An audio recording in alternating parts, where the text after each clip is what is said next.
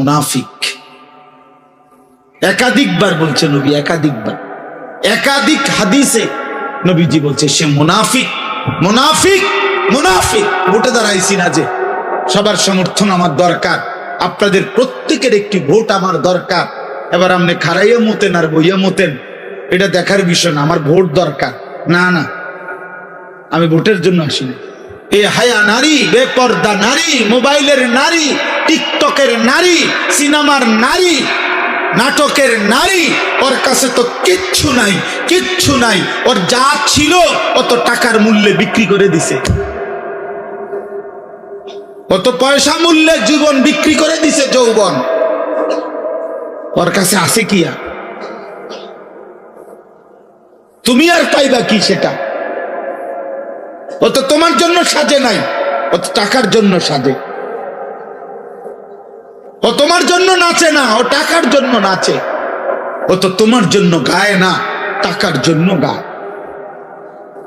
ও তোমার জন্য অভিনয় করে না, ও তো টাকার জন্য অভিনয় করে। ও তো নিজেই বলে আমি একজন অভিনয় শিল্পী, আমি মূলত আসল কিছু না, আমি অভিনয় করি, অভিনয়, অভিনয়, আমি ধোকা দেই, ধোকা, ধোকা।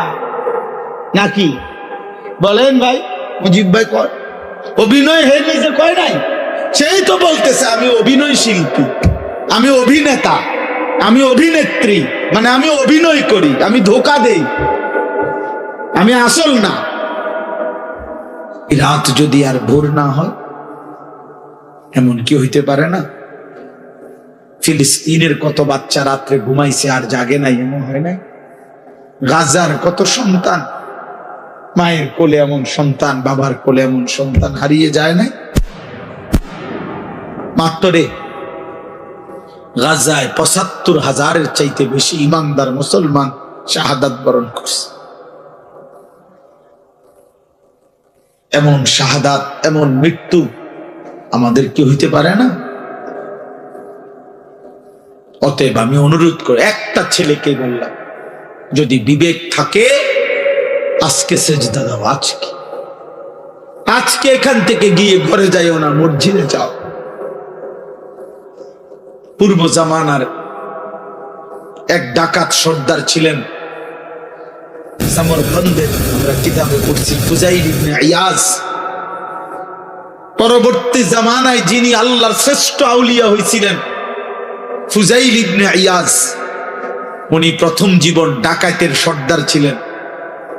একদিন রাত্রি গভীরে এক বাড়িতে ডাকাতি করতে যখন দরজার সামনে গেছে সাঙ্গপাঙ্গ নিয়া, আল্লাহর কুদরতে বাড়িওয়ালা তখন রাত গভীরে কোরআন শরীফ তেলাওয়াত করতেছিলেন। আমি আরবি কিতাবে পড়ছি, আজ-জুহাদু মিআতুন, এই কিতাব।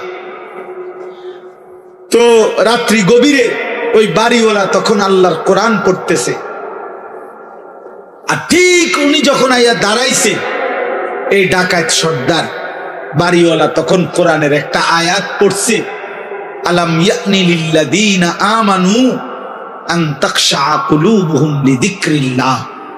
হে আমার মুমিন বান্দা, আমি আল্লাহর স্মরণে, আমার বন্দিগি, আমার জিকিরের জন্য তোমার দিলটা নরম হওয়ার সময় আজও কি হয়নি? আর সেজদা দিতা না বান্দা আমারে? 30 বছর হয়ে গেল সুদ খাইতেছ, ছাড়তা না এটা? তাইলে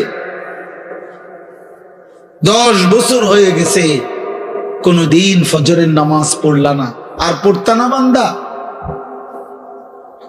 40 বছর হয়ে গেছে বিড়ি সিগারেট খাইতেছ অনবরত, তাহলে কি আর ছাড়বা না এটা? 60 বছর হয়ে গেছে কথায় কথায় গালিগালাজ করো, এই বদভ্যাস কি বান্দা আর ছাড়বা না? তাইলে 25-20 বছরের মা বোন আজ 20 বছর ধরে বেপর্দা চলতেছেন, তাহলে আর পর্দা করতেন না?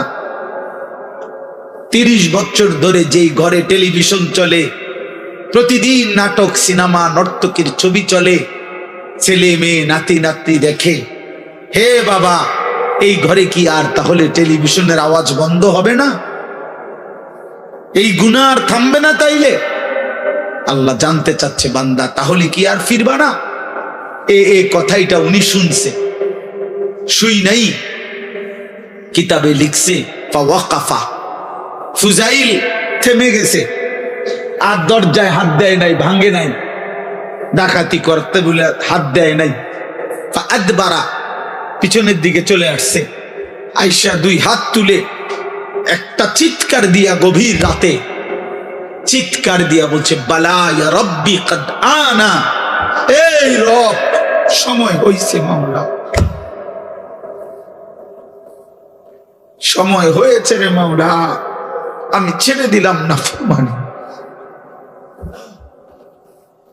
আমি ছেড়ে দিলাম, আমি করব না আর ডাকাতি। এরপরে উনি তওবা করে, রাত্রি গভীরে তওবা করে সেদিন থেকেই ভালো হয়ে গেছেন। পরে এই সমরকন্দ, রাশিয়ার একটা এলাকা, ওইখান থেকে হিজরত করে মক্কায় আল্লাহর ঘর কাবার পাশে, এরপরে বাকি হায়াত, মৃত্যু পর্যন্ত তিনি বাকি হায়াত কাটাইছেন। ফুজাইল ইবনে ইয়াদ সাইয়্যিদুল আউলিয়া, আউলিয়াদের সর্দার হইছেন। ওই জামানার খলিফা ছিলেন উনি, যখন মক্কায় ছিলেন। পরবর্তীতে আউলিয়া বুজুর্গ হইছেন এই ডাকাত সর্দার। তখন খলিফা ছিলেন মারওয়ান, মারওয়ান ইবনুল হাকাম। ওই কিতাবে লিখছে, পরবর্তীতে এই ডাকাত সর্দার যিনি আল্লাহর ওলি হইছেন, এই ডাকাত সর্দার ওলি যিনি হলেন, ওনার কাছে একটু দোয়ার জন্য ওই জামানার এই ইসলামী খেলাফতের যিনি খলিফা ছিল মারওয়ান, সে আসতো ওনার সাথে সাক্ষাৎ করতে। আর আয়েশা সর্বপ্রথম হযরতে ফুজাইলের দুইটা জুতা বুকের মধ্যে নিয়ে লাগাইয়া হযরত ফুজাইলের সামনে দাঁড়াইয়া বলতো, হযরত এই বাদশাহ মারওয়ান আপনার কাছে একটু দোয়ার জন্য আসছে।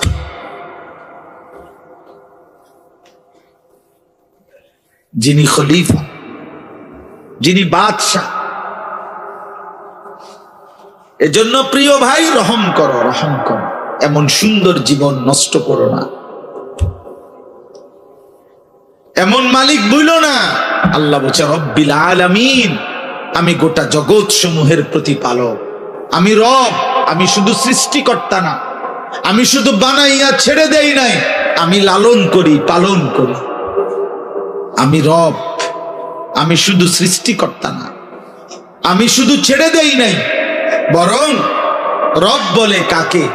তাফসীরের মধ্যে আছে তাবলীগু শাইই ইলা কামালিহি শাইআন ফাশাইআন, অনস্তিত্ব থেকে কোনো জিনিসকে অস্তিত্বে এনে প্রতি সেকেন্ড, প্রতি মুহূর্তে পূর্ণতার শেষ পর্যন্ত, চূড়ান্ত পর্যায় পর্যন্ত যিনি তার সকল প্রয়োজন, সব অবস্থায় সে বলুক বা না বলুক, জানুক বা না জানুক, যিনি তার সব প্রয়োজন প্রতি সেকেন্ডে পূরণ করছেন, তাকে বলে রব।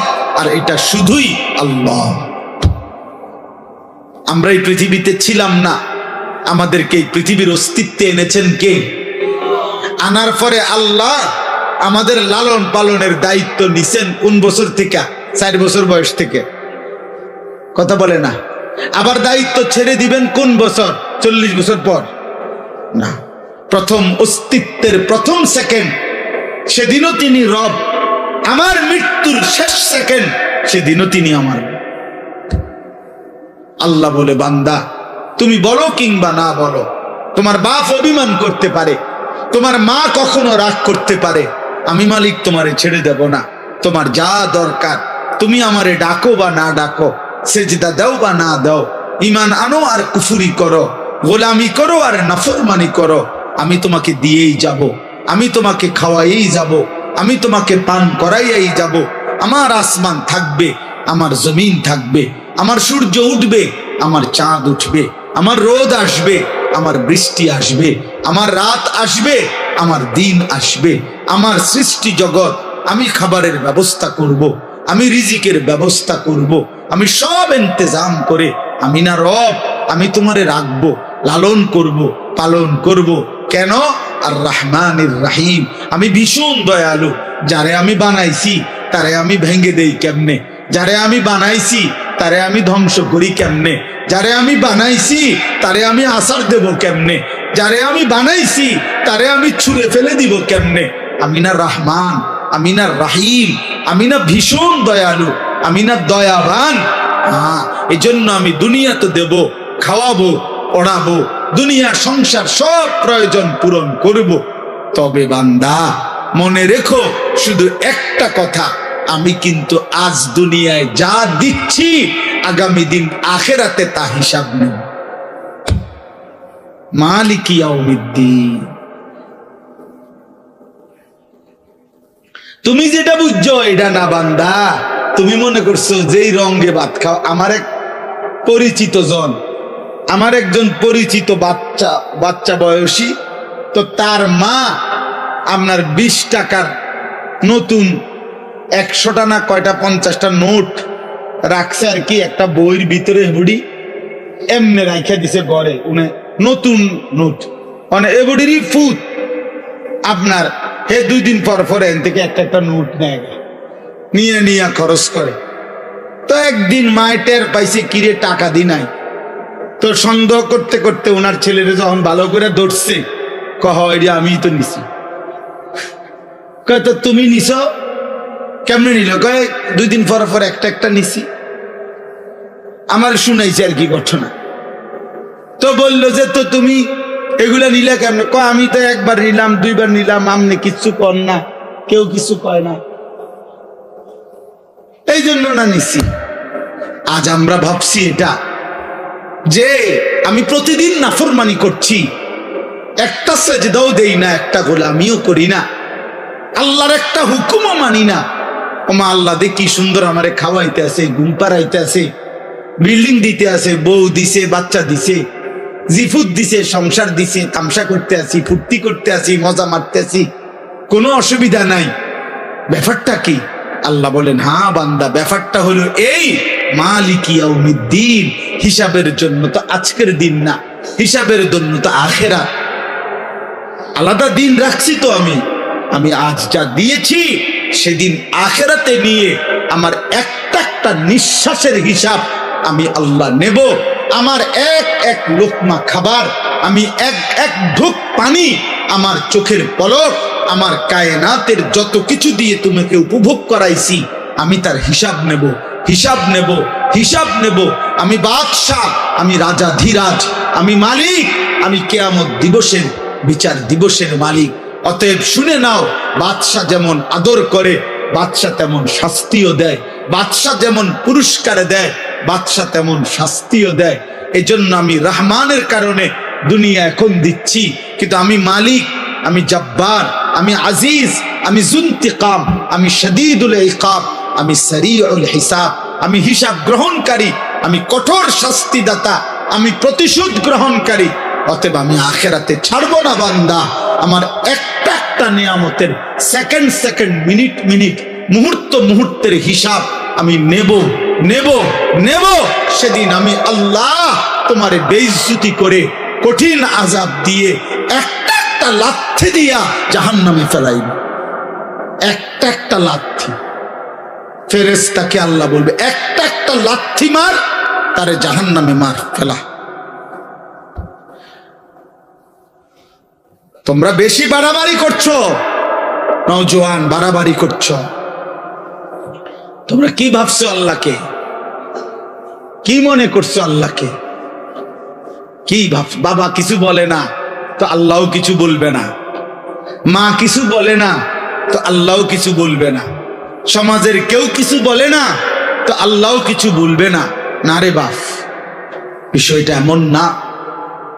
হযরত ওমর রাদিয়াল্লাহু তাআলা আনহু একদিন 3 দিন ক্ষুধার্ত থাকার পরে, তাফসীরের মধ্যে আছে 3 দিন ক্ষুধার্ত থাকার পর 2টা খেজুর আর কয়েক ঢোক পানি পান করছে ওমর।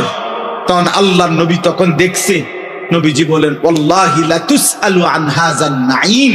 ওমর, আল্লাহর কসম, কিয়ামতের দিন তুমি ওমর এই 2টা খেজুর আর এইটুকু পানির হিসাবও আল্লাহর কাছে দিতে হবে, যে এইটুকু খেজুরের হক কি আদায় করছো, এই ঢোক পানির হক কি আদায়। একটা ছেলেও যদি বুঝে থাকো বাপ, আজকের থেকে বদলাও। সর্বশেষ কথা হলো আল্লাহ তাআলা বলেন, অতএব বান্দা আমি ব্যালেন্স করে বলছি, তোমার মুখ দিয়া প্রতিদিন আমি উচ্চারণ করাই সূরা ফাতিহা। এতবার তোমারে বলাইছি, না বুঝার কথা না। তুমি মনে নাই এটা কেমনে কইবা? আমি আল্লাহ তো আলহামদুলিল্লাহ সূরাটা শত শতবার, হাজার হাজার বার তোমার মুখ দিয়া বলাইছি। কথা বোঝেন নাই? এতবার বলাইলাম, তুমি বুঝো নাই? এতবার কেন বলাইলাম? এতবার কেন বলাচ্ছি? অতএব আল্লাহ বলছে, বান্দা আমি ভারসাম্য করে দিছি, ব্যালেন্স। ব্যালেন্স মানে হলো, একদিকে আমি বলছি আমি রহমতের কারণে, দয়া মায়ার কারণে দুনিয়া দেব, দুনিয়া খাওয়াবো পড়াবো, দুনিয়া ডাকলেও দেমু, না ডাকলে দেমু। আমি জন্তু জানোয়ার রে খাওয়াই, তোমারে খাওয়াবো না কেন? আমি মুশরিক রে খাওয়াই, মুরতাদ নাস্তিক আমারে স্বীকারই করে না, আমি তাকেও খাওয়াই, তোমারও খাওয়াবো, কারণ আমার রহমতের কারণে। কিন্তু আমি বিচার দিনের মালিক, আমি হিসাব নেব, হিসাব নিয়া কাউকে জান্নাতে দেব, কাউকে জাহান্নামে দেব।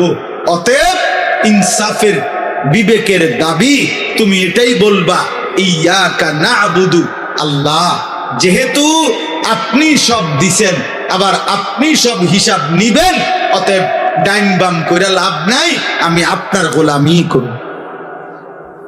বাবুরে আমার দরকার নাই এলোমেলো করণের, কারণ আমি যেহেতু বুঝছি এটা আমনে আমারে আবার হিসাব নিবেন, তাইলে কাজেই আমি অন্যদিকে যে লাভ নাই, আমি আপনার ইবাদতই করব। তবে ওয়া ইয়াকা নাস্তাঈন, আমি না মাওলা, আমি দুর্বল, আমি ছোটখাটো মানুষ আল্লাহ, আমি আপনার একজন আদনা বান্দা, আপনি আমার একটু সাহায্য কইরেন, আমি আপনার সাহায্য চাই, সাহায্য প্রার্থনা করি। এই কথা বলছে আল্লাহ, শিখাইছে বান্দা এভাবে বলো। আর আল্লাহ ওয়াদা দিছে, ওয়ালি আবদি মা সাআলা, সূরা ফাতিহার তাফসীরের মধ্যে আছে, আল্লাহ বারবার বলে, বান্দা তুমি যা চাইবে সূরা ফাতিহার মধ্যে দিল থেকে চাইলে আমি তাই তোমাকে দেব, তাই দেব, তাই দেব। অতএব হুজুর এখন দোয়া করবেন ইনশাআল্লাহ, কথা বলবেন, দোয়া করবেন। বাবা নওজোয়ান ভাই উঠো না, দয়া করে উঠো না, দোয়ায় শামিল হও। এক আল্লাহওয়ালা এক বুজুর্গের কাছ থেকে দোয়া নাও। এক রাত গভীরে কষ্ট করছো, চোখের পানি ফেলে একবার দেখো, এ কথা বলে দেখো মালিককে, মালিক আমি ভুল করছি মাওলা, আপনি আমারে মাফ করে দেন, আমি আপনাকে সেজদা করব। চেষ্টা করা যাবে কি ইনশাআল্লাহ? বলো না নওজোয়ান, বলো ইনশাআল্লাহ, হিম্মত করে বলো ইনশাআল্লাহ। 5 ওয়াক্ত নামাজ পড়ো, আখলাকের হেফাজত করো, চরিত্রের হেফাজত করো। উঠো না, উঠো না, দোয়া করে যাও। উঠো না, আমি বললাম উঠো না। একেবারে দূরের কেউ হইলে তো সে গেল, কিন্তু কাছের যারা তোমরা উঠো না ভাই, দয়া করে উঠো না। হযরত দেরি করবে না, অনেক রাত হইছে। অতএব জি প্রত্যেকেই মেহেরবানি করে আমরা দোয়ায় শামিল হই, একসাথে দোয়া করে এরপরে আমরা যাব। আমিও আছি, সবাই আমরা বসি। আল্লাহ তৌফিক দান করে, আল্লাহ কবুল।